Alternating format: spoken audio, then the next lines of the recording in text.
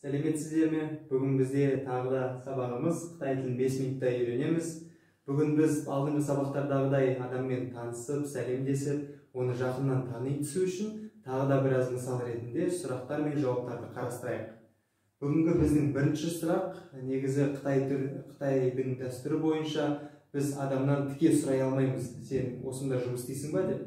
Біз көбінесе Қытай тілінде оны болжамдап сұраймыз. Мысалға, қытайлар былай сұрайды. Нинші лауші ма? Яғни бұл жерде сұрақ болжау ретінде болады. Сіз мұғалімсіз бе? Мұнда лауші деген сөз мұғалім деген. Лауші, лауші, лауші. Сұрақ тағы да. Нинші лауші ма? Сіз мұғалімсіз бе? Мұнда ма деген сөз көбінесе біздің сұрақ ретінде жүреді. Яғни, егер ма деген сөзді кездестірсеңіз, бұл сұрақ болады. Бізде ол көп түрде кездеседі. Мысалы, ма, ме, ба, бе деген сияқты. Бұл жерде егер мұғалім ретінде қарастырсақ, сіз мұғалімсіз бе болады. Нин ши лао ши ма. Немесе басқа тағы мысал келтірейік. Нин ши шue шeng ма. Сіз оқушысыз ба? Немесе сіз студентсіз ба? Тағы да бір рет. Нин ши шue шeng ма. Шue шeng оқушы, студент. Шue шeng, шue шeng. Тағы да бір мамандық, ол и шeng.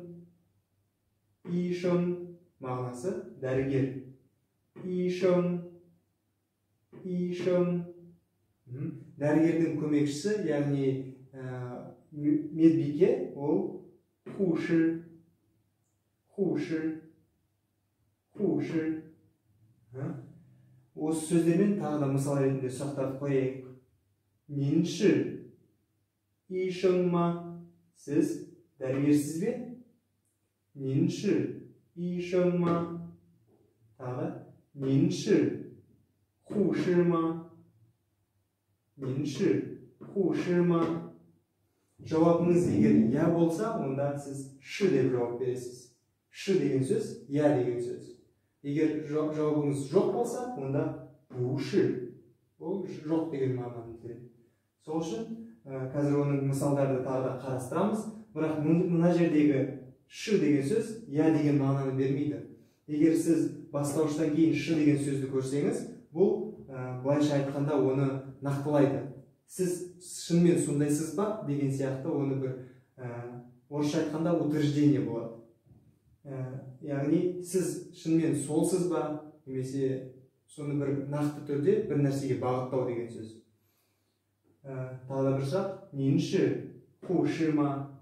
Жауап ретінде сіз ши, оши, хуши дей аласыз. Немесе буши, оши басқа біреуді айтасыз. Енді осы мұғалім мен студент, олардың жұмыс істейтін немесе оқитын жері ол мектеп. Ол шуешау, шуешау, шуешау. Ал дәрігер мен медбикенің жұмыс істейтін жері ол аурухана, емхана. Олар июан, июан, июан. Бұл аурухана.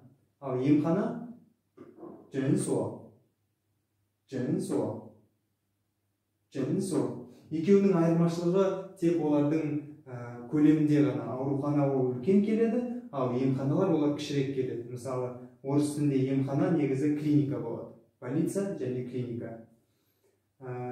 Енді бізде тағы да бір мамандық деп айта алмаймыз, бірақ сол бағытта жұмыс істейтін орын болады және сол жерде жұмыс істейтін адамдар болады. Мысалы, супермаркет болса, чаоши, чаоши, чаоши. Супермаркетте біз көбінесе кассир адамдар мен күзетші адамдар кездесеміз. Олар шоуиңюан, шоуиңюан, шоуиңюан. Бұл кассир деген мағына. Егер ол жерде күзетшіні көрсек, ол баоан, баоан, баоан. Осы сөздердің бәрін сіз қазір білетін болсаңыз, үйренген болсаңыз, онда соны мысал ретінде тағы қарастырайық. Бірінші, адамды көрген кезде сұрақ қоямыз. Нинші лауши ма? дәстүр бойынша болжамдаймыз. Жауап ретінде ши, о ши, лао ши дейсіз. Егер шынымен сіз мұғалім болсаңыз, иә, мен мұғаліммін. Нен ши, шуешен ма? Сіз студентсіз бе? Егер сіз студент болмасаңыз, буши, яғни жоқ, о буши шуешен. Мен студент емеспін, о ши, лао ши, мен мұғаліммін. Мысалы тағы да. Нен ши, бао ан ма? Ши, о ши, бао ан. Тағы да. Нен ши, ху ши ма? Бу ши, о бу ши, ху ши, о ши, и шың. Сіз медбикесіз бе? Жоқ, мен медбике емеспін, мен дәрігермін. Осылай сөздерді өздеріңіз таңдап, әрбір мысалға қойып, жаттығып, көбірек осыларды үйреніп жүріңіз. Келесі сабақтарда кездескенше.